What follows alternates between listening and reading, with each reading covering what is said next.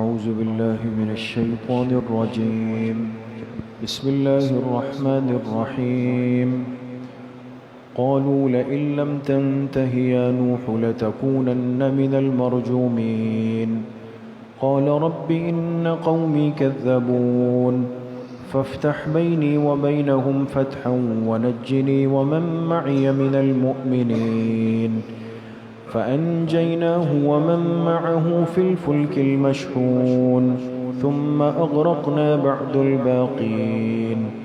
إن في ذلك لآية وما كان أكثرهم مؤمنين وإن ربك لهو العزيز الرحيم.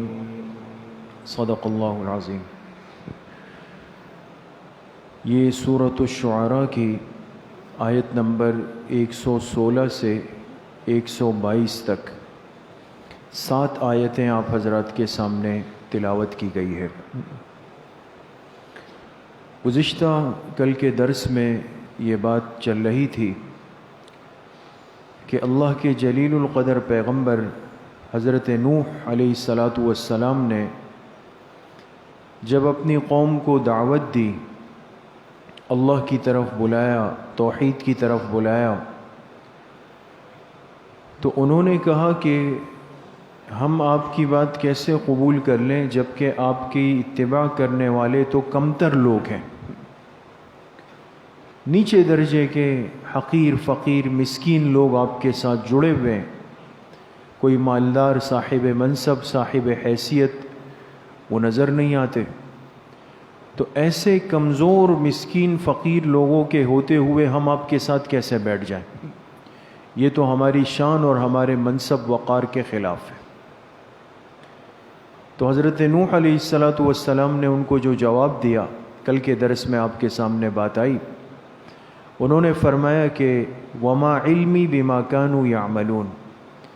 پیغمبر کو اس سے بحث نہیں ہوتی کہ اس کا امتی کام کیا کرتا ہے. سمجھ میں آ رہی؟ پیغمبر کو اس سے بحث نہیں ہے کہ اس کا امتی کام کیا کرتا ہے، یعنی اس کا منصب کیا ہے، مال کیا ہے، ذرائع کیا ہے، اسباب کیا ہے، مالدار ہے، غریب ہے، فقیر ہے، کیا ہے، اس سے نہیں ہوتی.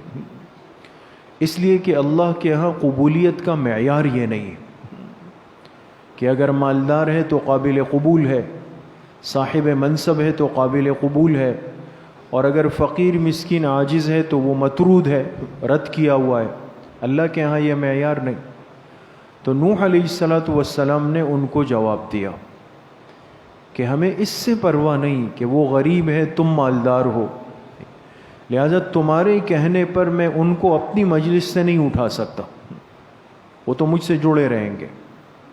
جب مایوس ہو گئے تو اب یاد رکھیں ایک نقطے کی بات آج کی ان آیات سے، کہ پوری دنیا میں باطل کا اور کفر کا ایک طریقہ ہے، اور یہ کسی خاص زمانے میں نہیں ہوتا. باطل کی جو خرابیاں ہوتی ہے یہ ہر زمانے میں تسلسل سے جڑی ہوئی ہوتی ہے، بس اس کو سمجھنا پڑتا ہے. جب یہ دیکھا کہ بھئی دلیل تو ہمارے پاس نہیں رہی، دلیل کی میدان میں تو ہم ناکام ہو گئے، واقعی قبولیت اور عدم قبولیت کا معیار مال منصب نہیں ہو سکتا، تو اب غصہ آ گیا. جب غصہ آ گیا تو پھر پیغمبر کو دھمکی دی کہ اب باز آ جاؤ، باز نہیں آؤ گے تو قتل کر دیں گے، مار دیں گے. آپ ابتدا سے لے کر آج تک آئے، اس لیے بار بار یہ عرض کرتے ہیں کہ قرآن کریم کو سمجھیں. یہ محض پیغمبروں کے قصے نہیں ہیں، اس امت کے لیے قیامت تک کے لیے عبرت کا ایک سامان ہے. آپ کو اپنا پورا ماحول، اپنا معاشرہ، اپنی ذہنیت، باطل کی فکر سوچ سمجھ میں آ جائے گی. ہر زمانے میں باطل کس ترتیب پہ چلتا ہے. جب اسے لگے کہ بھئی اب دلیل میں ناکام، تو اب وہ اپنے ہتھیار سے، اپنی طاقت سے، اپنے منصب سے ڈرائے گا، قتل کی دھمکی دے گا. تو نوح علیہ السلام کو بھی دھمکی دی، باز آ جائیں نہ مار دیں گے. تو ان آیات میں اللہ پاک نے اس کا تذکرہ فرمایا. ان آیات کا ترجمہ ہے قالوا قوم نوح کہنے لگی لئن لم تنتہی یا نوح، اے نوح اگر آپ اپنی اس بات سے یعنی دعوت سے باز نہ آئیں، نہ روکے، لتکونن من المرجومین، تو آپ ہو جائیں گے سنسار ہونے والوں میں سے۔ سنسار کہتے ہیں جس کو پتھر مار مار کے ختم کیا جائے، یعنی ہم آپ کو پتھر مار کے ختم کر دیں گے۔ قالا، اب نوح علیہ السلام سمجھ گئے کہ قوم کی قسمت میں ہدایت نہیں رہی، اور یہ دعوت کوئی مختصر عرصے کی نہیں ہے دوستو۔ آپ نے سنا ہے سب سے طویل دعوت حضرت نوح علیہ السلام کی ہے، 950 سال کی۔ جب دیکھا کہ ان کے اندر قبولیت کی استعداد ختم ہو چکی ہے، ان پہ مہر جباریت لگ گئی ہے، ہدایت کے دروازے بند ہو گئے، اب نوح علیہ السلام نے اللہ کی طرف ہاتھ اٹھائے، رب، اے میرے رب، ان قومی کذبون، بے شک میری قوم نے تو مجھے جھٹلا دیا، وہ مجھے قبول کرنے پہ تیار نہیں۔ فافتح بینی و بینہم فتحا، لہٰذا اے میرے رب اب آپ میرے اور ان کے درمیان حتمی فیصلہ فرما دیں، ایک عملی فیصلہ فرما دیں۔ وَنَجِّنِي وَمَن مَّعِيَ مِنَ الْمُؤْمِنِينَ، اور مجھے اور جو میرے ساتھ ایمان لائے ہیں ہمیں نجات دے دیجیے۔ اللہ فرماتے فَأَنجَيْنَاهُ وَمَن مَّعَهُ، ان کی دعا سن کر ہم نے نوح علیہ السلام اور ان کے ساتھیوں کو جو ایمان لائے تھے ان کو نجات دے دی۔ اور نجات کس چیز میں دی؟ فی الفلک المشحون، ایک ایسی کشتی میں جو کہ بھری ہوئی تھی، بھری ہوئی۔ ثم اغرقنا بعد الباقین، ان کو کشتی میں بٹھانے کے بعد جو مابقیہ لوگ تھے، کافر تھے، ان کو ہم نے غرق کر دیا پانی کے عذاب میں۔ ان فی ذلک لآیہ، بے شک اس قصے میں عبرت کی باتیں ہیں۔ وما کان اکثرهم مؤمنین، لیکن یہ سب کچھ سننے اور سمجھنے کے بعد بھی مکہ والوں میں سے زیادہ تر لوگ پھر بھی ایمان لانے پہ تیار نہیں۔ آپ سمجھ رہے ہیں؟ قصہ قوم نوح کا ہے، نوح علیہ السلام کا، اور سنایا کن کو جا رہا ہے؟ مکہ والوں۔ اللہ نے فرمایا اتنا واضح قصہ، انجام عبرت، عذاب، سب کچھ سننے کے بعد بھی مکہ والے ایمان لانے پر آمادہ نہیں ہیں۔ وَإِنَّ رَبَّكَ لَهُوَ الْعَزِيزُ الرَّحِيمُ، بے شک آپ کا رب ہی غالب ہے۔ کیا مطلب؟ جس طرح اللہ پاک نے اس قوم پر پانی کا عذاب مسلط کیا تو ان کی کیا حیثیت ہے؟ ان مکہ والوں پہ بھی بھیج سکتا ہوں، غالب ہوں۔ لیکن الرحیم، تمہارا رب رحم کرنے والا ہے، اپنے آخری پیغمبر کی دعاؤں کی بدولت اللہ کا فوری عذاب نہیں آیا۔ یہ ہے آج کی آیات دوست۔ تو ترجمے سے بات بالکل واضح ہے، بس ہمارے لیے جو سمجھنے کی اصل بات ہے وہ میں نے آپ سے ابتداءً عرض کر دی کہ باطل کا طریقہ واردات ہر زمانے میں مشترکہ ہے، ایک رہتا ہے۔ جب بھی یہ محسوس ہوتا ہے کہ حق اور ہدایت کی بات اپنی جگہ بنا رہی ہے، اپنا ماحول بنا رہی ہے، لوگ اس کو قبول کر رہے ہیں، تو پہلے کوشش یہ ہوتی ہے کہ بھئی کسی طریقے سے اس کو بات چیت کر کے، ملاقات کر کے، آج کل کہتے ہیں مذاکرات کر کے، ٹیبل ٹاک کر کے، اور اس کا حل نکال لیا جائے۔ لیکن جب محسوس ہوتا ہے کہ نہیں، دلائل کی دنیا میں تو ہم بالکل زیرو ہیں، اس لیے کہ ہر مسلمان کو یہ بات جاننی چاہیے کہ وَلَن يَجْعَلَ اللَّهُ لِلْكَافِرِينَ عَلَى الْمُؤْمِنِينَ سَبِيلًا، اللہ پاک نے کبھی بھی کفر کو اسلام کے اوپر غلبہ نہیں دیا۔ مفسرین نے لکھا اس سے مراد دلیل ہے، دلیل کے میدان میں کبھی بھی کفر غالب نہیں آ سکتا ہے دوستو، کبھی بھی نہیں، قیامت تک نہیں آ سکتا۔ ہمیشہ اللہ پاک نے اس دین کو، دین کو، اہل اسلام کو، مسلمانوں کو غالب رکھا ہے۔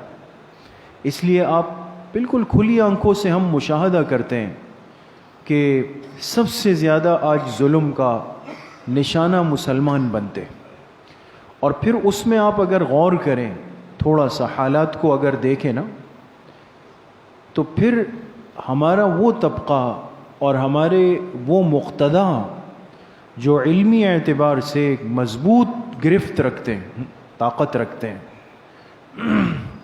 امت کو سنبھالنے کی صلاحیت رکھتے ہیں، آپ نے اس تھوڑے سے پچھلے عرصے میں نہیں دیکھا، غور نہیں کیا کہ ان کو کیسے باطل نے ایک ایک کر کے نشانہ بنا دی۔ یہ کوئی اتفاقیات نہیں ہوتی دوستوں، بس فرق یہ کہ ہم اتنے بے حس ہو گئے، سن ہو گئے اور دور ہو گئے کہ ماحول نے ہمیں چند جملے، چند باتیں ہمیں سکھا دی۔ لہٰذا اگر کوئی حادثہ واقعہ پیش آتا ہے تو کوئی کہتا ہے بھئی یہ فلاں ہو گیا، بھئی فرقہ واریت ہو گئی، دہشت گردی ہو گئی، یہ ہو گئی، حادثہ ہو گیا، فلاں تھا فلاں تھا فلاں تھا، آپس کی لڑائی تھی، پیسوں کا معاملہ تھا، زمین کا معاملہ تھا، وہ بات دفن ہو گئی۔ اور انہی باتوں کے اندر ہم سے ایسے قیمتی ہیرے چلے گئے، ایسے افراد چلے گئے، ایسے اہل علم چلے گئے، یقین کریں کہ جن کا خلا صدیوں میں پر نہیں ہو سکتا، صدیوں میں، جن کے بننے میں سالوں لگے ہیں، سالوں لگے ہیں، اور جو بڑی محنت اور تکلیفوں سے وقت گزار کر، چٹائیوں پر بیٹھ کر، مٹی میں بیٹھ کر، فاقے برداشت کر کے بنتے ہیں۔ ہمیں تو ظاہر سی بات ہے کہ تنعم و تعیش کی زندگی گزار رہے ہیں، ہمیں تو وہ فقیر غریب لوگ ان کی قدر ہوتی نہیں ہے اور اس لیے احساس بھی نہیں ہوتا۔ لیکن میرے عزیز و دوستو بزرگوں، یہ بات یاد رکھیں کہ باطل قیامت تک دلیل کی میدان میں ناکام ہے۔ جہاں اس کو محسوس ہوتا ہے کہ امت مسلمہ کا یہ فلاں فرد، یہ فلاں عالم، یہ شخصیت، اس کے پاس دلیل کی، استدلال کی وہ مؤثر طاقت موجود ہے کہ یہ سب کو اپنی طرف کھینچ لے گا، میں اس کے سامنے نہیں بیٹھ سکتا ہوں، تو ان کے پاس پھر ایک ہی حل ہوتا ہے کہ ان کو ختم کر دیا جائے۔ دلیل کی دنیا میں آپ حضرات زیادہ واقف ہیں اور تاریخ سے کچھ مناسبت رکھتے ہوں گے۔ ایک موقع ہمارے ملک میں صرف ایک آیا ہے کہ جس میں دلیل کی بات بنیاد پر بحث ہوئی ہے نا، ایک موقع پر، اور وہ موقع کون سا تھا کہ جب جھوٹے مدعی نبوت مرزا قادیانی کے متبعین کو ایک آئین اور قانون کے تحت بلایا گیا 1974 میں، جو بڑے حضرات ہیں وہ واقف ہوں گے۔ یہ ایک تاریخی موقع ہے پوری دنیا میں، ہمارے اس اسلامی جمہوریہ پاکستان کو اللہ نے جو خصوصیت دی ہے، اس میں ایک برکت کی ایک بڑی وجہ یہ ہے کہ اس ملک میں آقائے دو جہاں صلی اللہ علیہ وسلم کی ختم نبوت کے لیے ایک ایسا عظیم عمل ہوا ہے جو پوری دنیا میں نہیں ہوا کسی اسلامی ملک۔ وہ اس ایک موقع پر واقعی کفر اور اسلام کو دلیل کی بنیاد پر آمنے سامنے کیا گیا۔ یہ آج جو جتنی باتیں ہوتی ہے اور جتنا دباؤ ہے، حالات خراب ہوتے ہیں، پریشانیاں ہوتی ہے، حادثات ہوتے ہیں، یاد رکھیں یہ سب اتفاقی چیزیں نہیں ہیں۔ سب کو حکومت کے گلے میں ڈال کر، معاشی بحران کہہ کر، عالمی حالات کہہ کر اس کو ٹالے نہیں۔ آپ کے ملک میں ایک بڑا مؤثر قانون موجود ہے جس نے ختم نبوت کی حفاظت کی بھی، آئینی طور پہ، قانونی طور پہ۔ لیکن یہ ایسا نہیں ہوا کہ کوئی کتاب لکھی گئی اور بن گیا۔ ایک بڑی طویل و عریض، ایک بڑی دلچسپ داستان ہے۔ تو ایک علمی طور پہ جب کفر اور اسلام کو آمنے سامنے کیا گیا اور مرزائی اور مسلمان آمنے سامنے آئے، ان کے دلائل، ان کے دلائل، یہ کئی روز تک آپس میں چلے ہیں دوستو، کئی روز تک۔ لیکن الحمدللہ ہمارے اکابر نے، بڑوں نے، علماء نے اس مدلل انداز میں، اس پرزور انداز میں حضور علیہ السلام کی ختم نبوت کا مقدمہ پیش کیا ہے کہ اس وقت کی سیاسی قیادت اس بات کو ماننے پہ مجبور ہو گئی کہ مرزا قادیانی اور اس کے متبعین کذاب اور جھوٹے۔ یہ ایک موقع تھا جب کفر اسلام کو علمی بنیاد پر آمنے سامنے کیا گیا۔ آج تک پوری دنیا اس کا مشاہدہ کرتی ہے کہ وہ ذلیل، خائب اور خاسر گھومتے اور وہ ہمارے اس ملک کے آئین کو تسلیم نہیں کرتے، حالانکہ ایک دلیل کی بنیاد پر اللہ پاک نے ان کو ذلیل کیا ہے۔ عرض کرنے کا مقصد صرف اتنا ہے کہ اس طبقے کی ناقدری کا مزاج ختم کرنا ہے۔ معذرت کے ساتھ ہم میں بہت بڑی کمزوری پیدا ہو گئی، ہم اپنے اس طبقے سے ناقدرے ہوتے جا رہے ہیں جن کے پاس ہمارے دین اور شعائر دین کے حفاظت کے دلائل موجود ہیں۔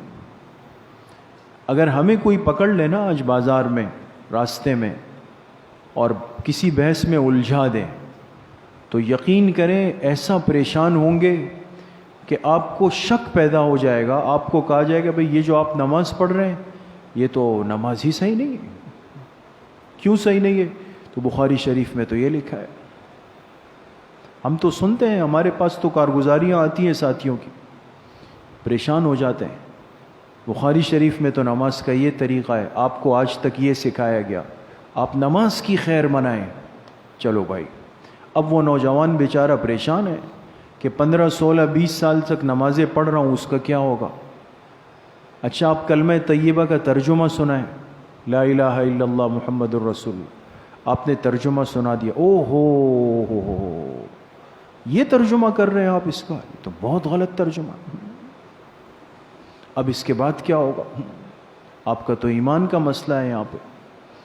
یہ مختلف چیزیں میں صرف بطور مثال کے پیش کر رہا ہوں۔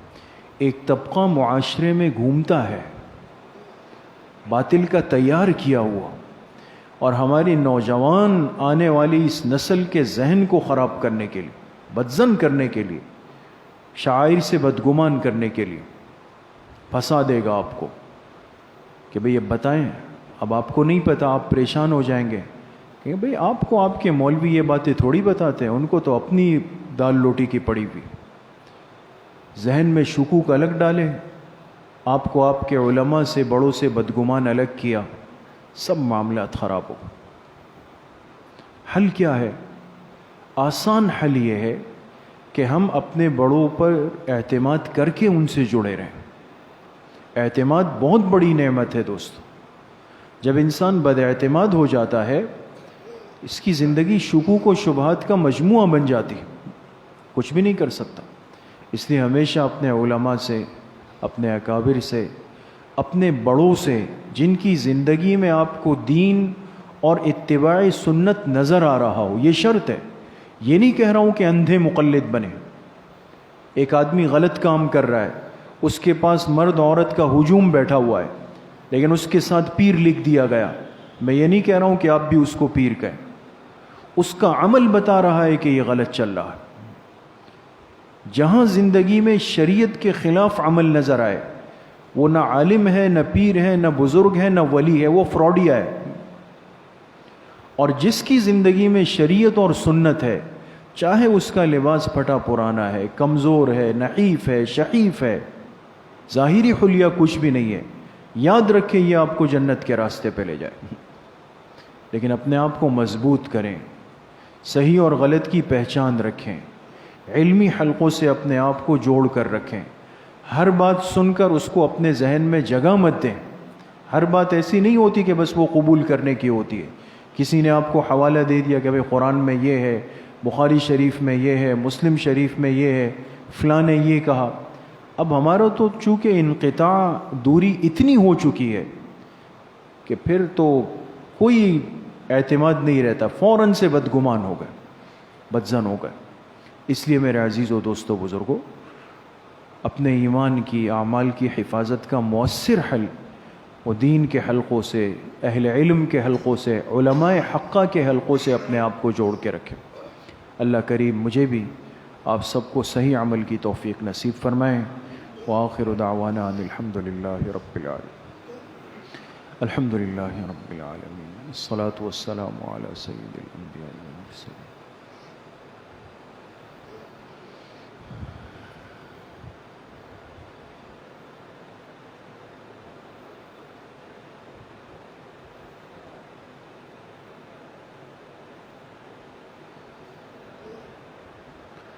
وصلی اللہ وسلم علی نبینا محمد وآلہ وصحبہ اجمعین برحمتک۔